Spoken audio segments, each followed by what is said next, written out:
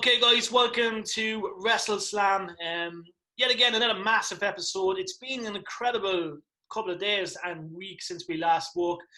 First of all, Roman Reigns. Yes, this guy is actually iconic now. I've always been a fan of Roman, even when the fans didn't, want to, support storylines and stuff. But Hell in a Cell was incredible. I think Phil, Jonathan, and Matt will agree.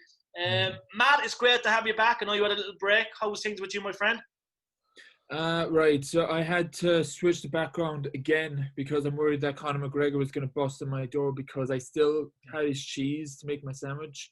Yeah. But I've been busy besides that anyway with regarding some projects coming up alongside with everything coming up. So if you follow me on my Instagram or whatnot, you may see, but I keep posting in the future. So right at this moment, let's talk about professional wrestling. That's the real professional at the moment. Now, lads, I nearly bypassed the name Hell in a Cell just to say Roman Reigns. You could only say Roman Reigns pay-per-view, but I'm going to go straight to Phil. Phil, obviously, I stayed up to watch Hell in a Cell. I believe you did as well, lads. To kick off Hell in a Cell with Roman and Jey, and to see the outcome, and with no crowd there at all, it was quite incredible, Phil, wasn't it? Yeah, I mean, the match was about 40 minutes long. It actually felt like it was about 2 minutes. Yeah. The story, this storytelling was off the charts. Unreal. Who's behind it, Phil? What was that? Who's behind the story, do you reckon? Michael Hayes is what I was reading. Yeah.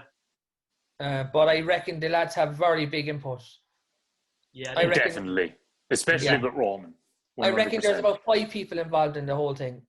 Yeah, and we seen the first match, obviously the first match when we seen the way they showed the whole family history and stuff, that was incredible. Yeah. Then we could have said after that maybe they won't be able to follow that, but then they did. And it was mind blowing. Jonathan, do you reckon this is the end of the feud, or do you reckon it's the case of the second Uso stepping in to fight him, or Jey fights him again, or can Jey be a world champion? What do you reckon, Jonathan?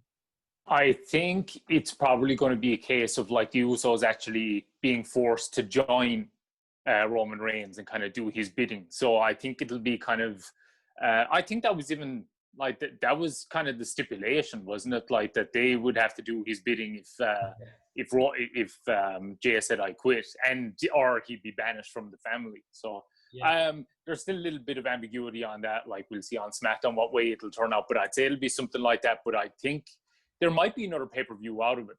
Is somehow, whether it's Jimmy or I'm not entirely sure how they're going to do it, but it's definitely not the end. I hope not anyway. I mean, the storytelling of that match was just, Roman's acting in that is probably better than any acting The Rock has done in any movie ever, I'd say. Seriously though, the actual dramatic performance of what Reigns did in it was freaking amazing. Yeah.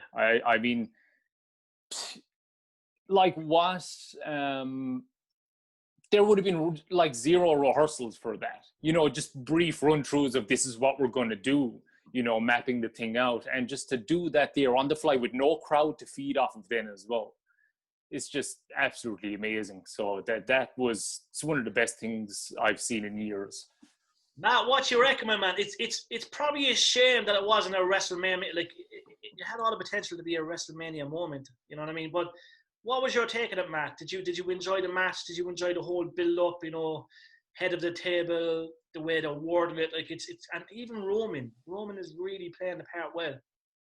Yeah, I might get shut down I say this, but I feel like this is Roman's big match. This is his really big break that he finally showed that he can wrestle, and like Johnny said, he can act and he can bring that much motion into one match. And I feel like he should continue that in further down matches and further storylines to be a part of. Because I think I said before, I wasn't really feeling Jey versus Roman because I thought, they're cousins, it's going to be a family versus family that can go one way or another.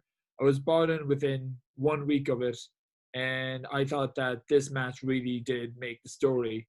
And it's something about not having a crowd there makes it kind of theater-esque, you're watching a play at times. So that's how I kind of feel about that. And if they continue with the storyline, I'm willing to go on board with this. Like at least one more story mode. If Jimmy and Jay go back into the tag team division again, or even maybe if we're going to see Jay probably in the mid-Carter position, maybe the Intercontinental title or the US Championship, or and maybe have them as like one of the family members to be a manager in some way. But I really enjoyed Hell in a Cell. The pay-per-view itself and also the match. And I think this match is definitely one of the best matches that WWE has done in a long time. And keyword on a long time. So I'm happy with everything how they treated the match. If that's the end of the storyline, so be it. It's a great way to end this, I think. So. And speaking of match for the end, lads, when Roman walked up to Titletron and the tribal chiefs were there, that was a nice little ending, wasn't it? Yeah. I really liked it. Brilliant. Mm-hmm. Yeah. Very, very good. Great visual. Yeah. Oh, amazing. Now, I want to talk about so much Hell in a Cell, all right? I'm going to go to Otis. What the fuck has happened? I am so fucking happy that he got it. Lads, I'm so happy. Otis! I'm so happy. Like, that guy should never be nowhere near World matches. Phil, what you reckon happened? How did it all go wrong? I think the moment the next SmackDown they got to after Money in the Bank, Vince goes, "What have I done?" Yeah. I think on the night he was like, "This is great. I'm going to have fun with this." But when they got to realization of like, "What have we done?" Basically, there was no way he was cashing it in. He was no way. It's pretty unpredictable now with the Miz having it. Like what's going to happen there? Is he just going to cash it in and maybe lose, or is there something up their sleeve, to give him a short title reign or something? I'm delighted to see the Miz being Money in the Bank, because he was actually, to me, one of the best Mr. Money in the Banks around. Because he kept teasing this, and he kept just like carrying it around, that he just used as like a prop in some way until he actually did cash it in. So, like, that's what makes a great Mr. Money in the Bank, just like carrying around like it was just a prop. And then I think the whole thing with Tucker turning on him was a bit pointless. It's just, I think, like, first of all, obviously, I think the Miz and Orton, there's a 10-year thing there where 10 years ago prior, he had Money in the Bank and Orton was champion. And Survivor Series is in the same arena that Miz cashed it in on Orton back then, I'm pretty sure, isn't it? Ooh. Yeah. So that might make for an interesting omen, maybe. And just for argument's sake, if Orton was going to drop the belt against the Miz, how does it play out? Is it all down to the whole? Obviously we're hoping to see Orton and Edge at WrestleMania, maybe. Yeah, it seems like it. Does Orton lose the belt and win it back, or is it just a case the Miz is in that frame again where he deserves a run? Yeah, that's the thing. I'm worried that the Miz will get a 2-week title reign. I think it could be something like that to give Orton another title reign to get him further to Flair's record, because he'd be on 15 then. Like if Miz beats him for it, then Orton wins it a couple of weeks later, maybe at the next pay-per-view at TLC or Royal Rumble or whatever. He's at 15. As long as we don't see Cena and Orton 16 versus 16, I don't want. We're done, lad. We're done with that. That'd actually, to be fair, that'd be kind of interesting. Who would have the record? That would actually. I know we've seen that match a million times, but that one would actually be interesting. But it is fair to say Orton deserves to be up at 16, in my opinion. Oh, 100%. Yeah, 100%. So maybe he should watch the Untold Story. That's so good. Yeah, that's fantastic. Yeah, it's so good. To me, we were talking about Chris Jericho there a few weeks ago about like his longevity and ability to reinvent himself. Like Orton I think has surpassed him on that score, because Orton's reinventions are a lot more subtle, and he doesn't do half of the stupid shit that Jericho does then as well. Yeah. So like, sorry, I had to get that jab in. But so like, he could easily do the 16 reigns. Yeah. I mean, it's amazing. I mean, he can still go as long as he wants. He's not 40. He's not 40 yet either. Yeah, it's crazy. Yeah. I always thought that Randy was always a brilliant heel champion, in my opinion. What held him back is that he was actually a prick in real life. You heard that, yeah? No, he actually says it in the Untold. Oh, yeah. He says it on the Untold. That he was a prick? Yeah. Well, he's no longer a prick? No. So he's mellowed out a small bit? Yeah, he also talked about how he hit Taker with the wrong part of the chair. Ooh, that was ugly, all right, wasn't it? He was young. He was 24 at the time. He'll be grand. He was grand. Yeah. I love it. Who knows what's going to happen? Hopefully, we're going to see it soon. Switching to the SmackDown Women's Championship, lads. Bayley is no longer champion. Sasha Banks, the boss, is new champion. Phil, what's your take on the match and Sasha Banks being the champ? I'm actually going to get a bit of thing because I actually preferred it than Roman Reigns. That's okay. Okay. You know, it actually was so it good. was really good, though, to be fair. It should have been main event. Yeah. Maybe. It's going to be There's one thing that bugs me in it because there's one thing I don't know if you picked it up, but it's like Bayley broke character because she couldn't get the tape. Yeah, I see. Yeah. She was That was funny. looking around like, can somebody help me to take this tape off? Yeah. That was the most relatable moment I saw because I'm one for like end up using my teeth if I have to get like tape or something like that. I'm like, that's relatable in some way. Yeah, I'm the exact same. There was some really good stuff in there. There was really good stuff in this one. Yeah, the whole match, I really liked the finish. I thought the finish was really cool, the way she had her in the hold with the chair and everything. I thought that was really well done. But yeah, that was right.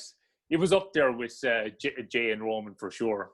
I think that's one of the better women's matches now in a long time.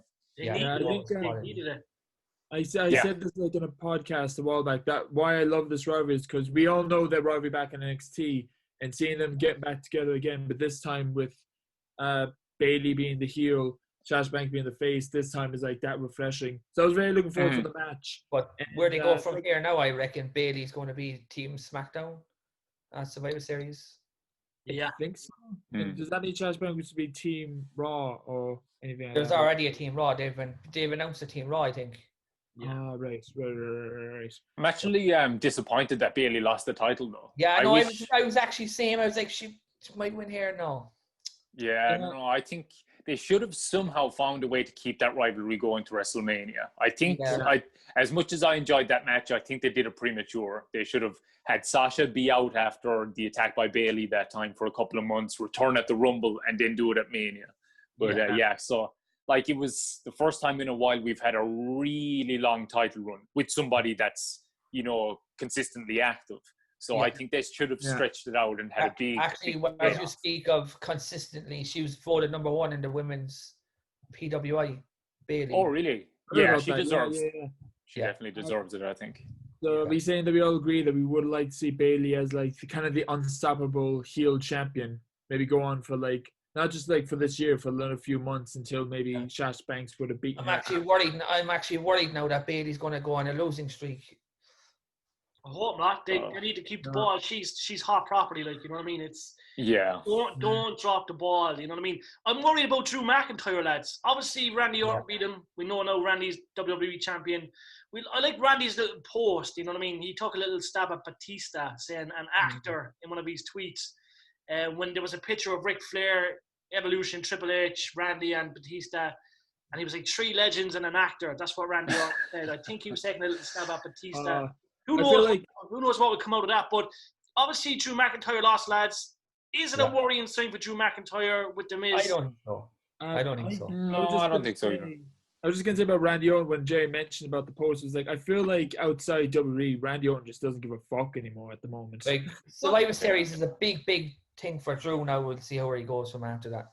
Yeah. But where does he go? Obviously, he's, you know what I mean? Does he get involved in the match? Like, obviously, we have Roman and Randy set to fight. Yeah. I think I don't think there's going to be a winner, lads. I think something's going to happen in that match. Yeah, there won't be a winner at all. I think the Fiend is going to play a role in some way. No contest. It has to. How can you have Orton beating Roman and Roman beating Orton, do you know? I wouldn't be surprised at TLC if we have a 3-way with The Fiend and Drew McIntyre. Yeah, that's what I was thinking as well. People want to win the belt again. The Fiend won't need to. He don't need to get pinned, see? The Fiend won't get pinned. Yeah. He doesn't need it. Yeah, it's a bit of a bizarre one, you know? I just feel like The Fiend has just been tossed in there, like, out of nowhere, if you ask me now. As in, like, when I saw Raw last week, and I was like, okay, The Fiend and Alexa Bliss is in this. Okay, this is kind of random. Let's go back to Randy and Drew now, kind of a... It's a strange one. Like, I just hope they don't drop the ball with Drew, because I think he's you know, his product is huge. I really like his product. You know what I mean? Yeah, no, he's good. And like Survivor Series is our next pay-per-view. Obviously, we have Asuka versus Sasha Banks. Team Raw for the ladies. Obviously, I know Lana earned her place. She was put through a table up as early, which is again. Obviously, Keith Lee, Sheamus, and AJ Styles have earned their spots in Team Raw. Survivor Series is going to be good, lads. It's going to be hard to follow Hell in a Cell, but it's going to be good. And also, you have the 30 years of Taker. Yeah. Does that mean he's going to come out, lads? Yeah, he's definitely 100%. Do you think he's going to come out in character, or is that Mark Calloway? Undertaker.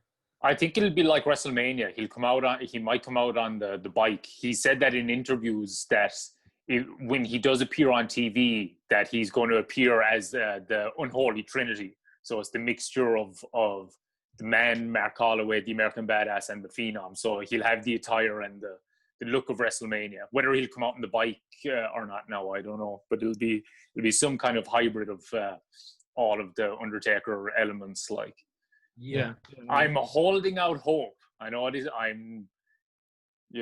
This is wishful thinking, But if he's just coming out there to, do a promo or whatever. Sorry. Get annihilated by Retribution. No. No, dare you, Phil, for fuck's sake. The face-to-face with Sting. Oh, yeah, okay. I know that's not going to happen, but there's just part of me that just won't accept that it won't happen, so I'm holding out hope, just to be disappointed again. And Phil, what's your take on Alexa Bliss? Character-wise, this is probably the best we've ever seen her. Yeah. I'm so glad she changed her song as well. Yeah. It definitely helps, because you see these people where they don't even change their gear and they don't change their music, and it just becomes this is just the same thing. Yeah, and that's why Christian failed years ago, because he was just Christian when he was a singles wrestler. Yeah, she's still a badass, Matt. Like Matt, Alexa Bliss is so good at the moment. I really like that she gave the little puppet arsenic, and he started to die. Matt, what you reckon? About Alexa Bliss's new character, The Fiend. I mean, I can go here and there with Alexa Bliss. It's good to have The Fiend having a bit of support at the side. It's not just him. But with Alexa Bliss, I can go with this. I can go with this. I just hope that they won't quickly drop it, another group or another gimmicks. Yeah, so because I'm liking it, but it's just feeling a bit random about Alexa Bliss and The Fiend in some way. Again, I'm glad that they're changing her up a bit, because I feel like all wrestlers need that at least once in a while. Even if it's going to go bad, at least it's going to be good to see that other side of them. So that's what they're doing with Alexa Bliss, I feel. Definitely. Matt, when I think of Alexa Bliss, first of all, Matt, I think, obviously she was that sweetheart that first joined the WWE. But now she's this badass that, you know what I mean? She's got that dark side. And, is it fair to say, Jonathan, that she could perhaps challenge for a woman's title shortly? Probably. I mean, they're definitely going to elevate her. I don't know. I'm not digging it. You're more of a Retribution fan, aren't you? Oh God! Stop! I feel like we're fucking building up to the trash of Retribution we're going to do in a minute. I mean, the Retribution thing could have been something good, but I mean, oh God, they've just destroyed it. But on Alexa and Bray, I think it could be good, but I don't know, the whole Firefly Funhouse thing and all of that has just run its course for me. I just don't dig it anymore. It's just when you have something as good and as grounded in realism as Roman and Jey, and even Bayley and Sasha at Hell in a Cell, but especially Roman and Jey. I mean, to get so lost in something like that, something that was so grounded in realism, and then you go from things like that to the Firefly Funhouse and all that kind of stuff. I know, look, wrestling is, it's over the top and everything, and all that's fine, but I don't know, it's just becoming too out there for me. So I'm not, it's just kind of neither here nor there for me at the moment. But she's doing a good job, I give her that, but it's just not for me. Is Retribution in the category of Matt Riddle? No. Oh, it surpasses Matt Riddle. Yeah. Oh, it's the drizzling shits. Like, it's so bad. Matt Riddle's is he's doing all right. He'll be fine. Retribution probably won't see beyond the end of this year, I'd say. But they've really fucked up with Matt Riddle. Like, no, I know there's shit there. Don't get me wrong. I know in the previous episodes we talked about stuff like, but fucking hell, like this guy, like, you know, NXT. It's there's been so many stars from NXT that's come in, and they've really dropped the ball. Like, really dropped the ball. But there's still, like, there's plenty of time to elevate him back up. You know, they're probably better off not starting him off, or even Keith Lee. They're probably better off not starting him off too hot, because, you know, people will only kind of, after a while, they'll be like, oh, he's been shoved down our throats now. It's probably better to start them off slow, so people kind of get, like you're even saying now, like, you know, you want to see him involved in more stuff and be used better. So you're going to get more behind him as time goes on. So it's probably, you know, give him a slow build. There's still plenty of time. He's really young and everything. He's only been on the main roster a couple of months, so he'll be fine. But Retribution, not so much. No, I knew they were done the minute the Fiend took him out 2 weeks ago. Are we gonna talk shred Retribution to bits now, lads? Yeah, they're done. They're done. You're probably in Retribution, yeah. That's where you've been. That's where you've been. No. Right, lads, I have to quickly swap to All Elite Wrestling. Yet again, we're seeing some crazy shit as always. Last week was like one of the most talked about things they've had done in a while. Phil, run our fans through what's the situation. Obviously, MJF and Jericho perhaps performed. They were singing a Sinatra song. It was very good though, wasn't it? I really liked it. I know John doesn't like it. He really does though, don't you, Jonathan? Oh, it was so funny. Like, I mean, I'm not going to argue that it was very well done and all that. Like, but like, look at Matt laughing. He loved it as well. This is always I don't know the actual thing, man. So I think it deserves a fucking Oscar. Like, I think it was that good. Oh, Jericho really loves this shit. Like, you could tell. Oh yeah. He waits for them comments on Twitter. Like, he loves trolling people on Twitter. Like he's the one who came up with this, I'm sure. Oh yeah. Oh, 100%. As soon as they started singing, I was like, oh, this is definitely a Jericho thing. It's a win-win. Like, people will talk shit, but it's a win-win. MJF is winning. But Jericho. They have a town hall meeting tonight. God only knows what will happen there. But I think it's ruining the how would you say? It's ruining the aura that MJF had around himself. Yeah, now he's just another wrestler, you know, that does skits.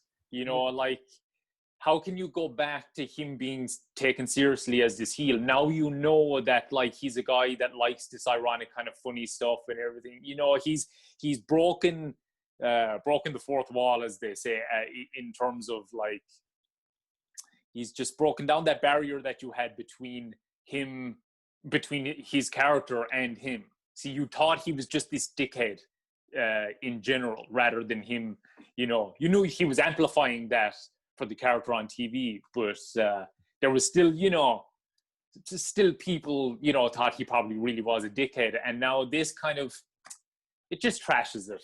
It's just shit. Like, it's just more just stupid. And I'm not just trashing on AEW. WWE do plenty of this ridiculous, hokey bullshit as well, but I don't know. Take it away, lads. I just can't. He's had enough of it. Yeah, just on hokey bullshit, because I know we'll forget about it. There was something on Retribution which really I did not like. Mia Yim like faked a seizure. Yeah, just got a lot of people speaking. They put up the video on Twitter and it was all over the place. Yeah, maybe a bit disrespectful to people that, you know. Bad taste. It was really bad taste. If it was on AEW, Phil, you'd be saying it was fun. Look at that great crack, lads. Jeez, you did a mighty job of acting out the seizure. To be fair, no, I actually wouldn't. I know. I'm only taking the piss. But on the subject of hokey shit, it was just poor taste. Oh yeah, for sure. Yeah, Sure. WWE have done like fucking horrible things like that before as well, that had no place on a wrestling show. I think that's the issue. It's like, what should and shouldn't be on a wrestling show. That's it, exactly. You know, it's like with like that dance thing and everything then as well. I mean, there's a place for lighthearted stuff on wrestling.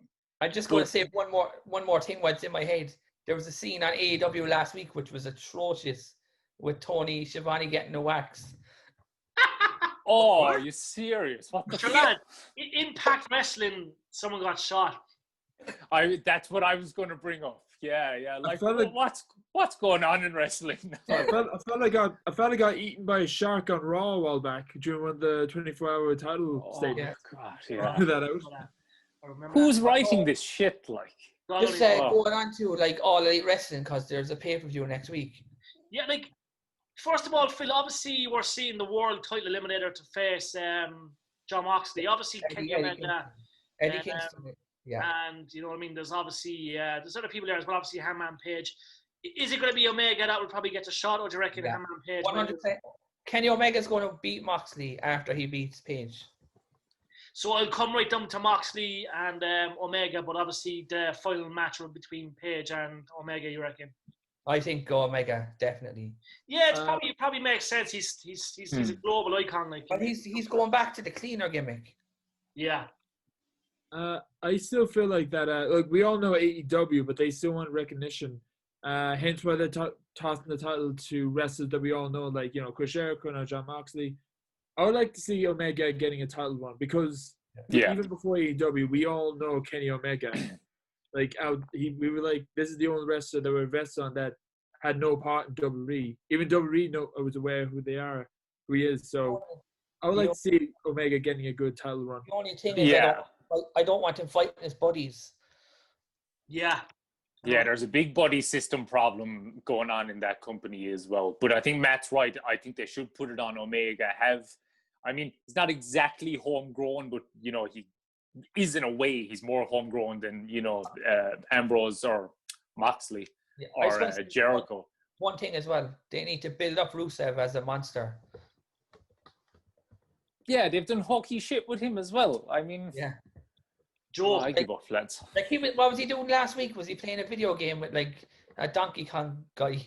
Yeah, he was a Twitch streamer as well. Like when he made his debut on AEW, I thought he was done with wrestling. I thought he just wanted to go on being have a career in Twitch, but no, he's. But I've noticed in the last 3 months, AEW has gotten really, really bad. It has, and I think they really need to. Obviously, Kenny Omega winning the belt would be impressive. That's something I'd like to see.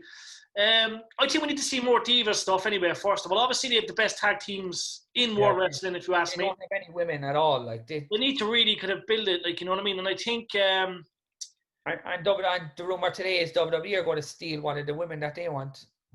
Who's that again? That's Thunder Rosa. Yeah, I've seen that. I hope so. Yeah. They might be going to NXT is what I saw earlier. Yeah, they should. Like, I just have to switch quickly to Impact, lads. Obviously, Bound for Glory was actually a pretty good pay-per-view. We seen we seen Shamrock obviously inducted to the Hall of Fame, which is pretty good. Just sending our regards to Kylie Ray. Obviously, we knew she was due to fight at Bound for Glory. Obviously, there was a bit of stuff that happened in between, so we just send our regards to her. But Bound for Glory, lads, obviously there was a lot of chopping and changing. Obviously, Rich Swann defeated Eric Young for the World Championship. Su Young actually ended up defeating Deanna. That match really bugged me because they were so good for 10 minutes, but the match was 20. The match was 20 minutes. Yeah. Like they had enough content for 10 minutes stretched into a 20-minute match for some reason. Yeah, I was quite. It's as you say, it was the first 10 minutes were epic. Yeah. Obviously, change of opponent, which was, I'm surprised she lost the belt, to be honest, Phil. Yeah, and then me too. They started a storyline on Impact where she's going to sue him. Yeah, I've seen that. I was a bit surprised Moose defeated EC3. Yeah, me too. Shocked. Yeah, me too. Given the fact that EC3. Yeah. I think, I can't understand why is he not their world champion and Rich Swann is. I mean, Moose should be mowing through everybody on that roster and just leave the title on him for a year, 2 years, however long. He's really good. And I thought, even though I didn't really like how that finished. It was a little weird. I get what they were doing, but it was a little weird. But it was still pretty good. But he just had so much star quality. Yeah. And like, he's a guy, we've talked about big men not really kind of connecting with how to work that whole style, like Keith Lee and stuff. But he's a guy that gets it. You know, he knows how to really work that style and really engage that fire and intensity and everything. So they should be building. WWE should sign him. He's freaking fantastic. The thing with EC3 is they've given him these weird bums. Yeah, I've seen it. It's, you know, he's a big star. I think they're dropping the ball already with EC3. The next thing they'll probably do is have him in an intergender match. And like, I'm all about intergender, right? Like, we seen Rhino first of all. Yeah. In that 20, like, call your shot. You know what I mean? It's obviously Rhinos after winning Heat Slater a contract and Impact. Yeah. But the match before that 6-way intergender scramble match for the Impact X Championship division, like, Rohit was actually pretty cool. Like, you know what I mean? Obviously, Jordine Grace was in it, TJP, Trey, Willie Mack. But do you think this intergender thing is going to be a lot more common, and can we see this happen in WWE? I think with someone like Nia Jax and someone like Jordan Grace, definitely. Yeah. But there's no way you can see Carmella fighting King Corbin. Do you know? You know what I mean? Yeah. Yeah. But you could definitely see Nia Jax fight like a Randy Orton or someone like that. Yeah. I was going to mention about my thoughts on Bound for Glory was, like, I enjoy how all the Impact wrestlers are all bound for the glory. Why it's called Bound for Glory. I haven't seen Bound for Glory. I just want to jump in. So, sorry, lads. I think Impact are missing like a crowd reaction noise as well. But it's really good, Phil. Definitely. They've really come a long way, guys. Because they struggled. Like, Impact was fucking awesome back in the day. I mean, it was really good. Like, and then obviously they lost a lot of wrestlers. I think there was obviously I know Jeff Jarrett left, and there was chopping and changing, and there was a lot of money issues. But it seems like they're kind of back on track again. Yeah, until what happened on Impact last night. Yeah, they need to avoid doing stupid shit like this and alienating sponsors and everything. Like, they need to tread a thin line. Like, so yeah, that really was not smart. But and like, they've been getting good reviews and stuff lately. Again, I need to get into Impact soon, like, for myself. But I think they're relying on people like spreading word about what they've been doing instead of, like, sponsorships, like Jonathan said as well. Like, so I think they still need to get that bigger matches in some way so people can actually really get invested. Like myself, I'm getting invested with them. So yeah. And we know where Rob Van Dam's gone. Obviously, we know Joey Ryan is trying to sue Impact for $10 million. Yeah. Jesus Christ, that's it. Yeah, it's legit. Like, apparently he's. He says that he's losing like so much a month over it. Well, he was to be fair, he was booked quite a lot, but obviously trying to sue Impact for $10 million is a bit crazy. But it was all his own fucking fault. I mean, he should have just never been allowed in the wrestling business to begin with. Like, yeah. If AEW or Impact bring him back there, I will just I will never watch any show that has him on. He's finished. Yeah. Hopefully. It's a bizarre one. We're also learning as well that a pro wrestling veteran passed away, Tracy Smothers. Oh, did he? Yeah, it just says there. I think it's breaking news. So. Oh shit! I hadn't heard that. I recall him back in the day. I think he wrestled for obviously WWE. He's in the full-blooded Italians in ECW, and he's been around a lot. He was around with a long time. I mean, he was kind of in and out here and there, but fucking hell, I knew he was sick with a while, like, but Jesus, that's great match with Chris Canty. To be honest, I'm really shocked. Like, was he a young man, wasn't he? 58. Yeah. So breaking news right here in WrestleSlam. So quite sad. Lads, we just have to talk quickly about Marty Scurll. Obviously, Marty's off the Ring of Honor roster. It might be due to a number of factors, but I'm sure we'll know more next week. Yet again, thank you to everyone that's tuned into WrestleSlam. Episodes are flying. A big thanks to everyone that's getting in touch via Twitter. Our Twitter page is actually picking up quite nicely, which is great. hit us a follow. We will follow back. Instagram, WrestleSlam as well. And you can email us, WrestleSlam@outlook.com. It's great to have Matt back with us. And obviously, Jonathan and Phil, as always. We will be back next week. And I think on the agenda, we're going to have a Goldberg special quite soon. I'm looking forward to Phil and Jonathan debate that one. Yeah. I might just two of them do the show. Matt will have a couple of suggestions as well. I know Matt's a big Shawn Michaels fan. I think we have to do a Shawn Michaels show. We definitely do. But we have a lot. So if you have any suggestions, guys, let us know. This show will air Thursday. So this coming Thursday, we're recording the show on the Wednesday. So this will air on the Thursday. Yet again, a big thanks to everyone that's tuned in. Stay safe and be safe. Thank you, guys. See you, lads. See you, lads.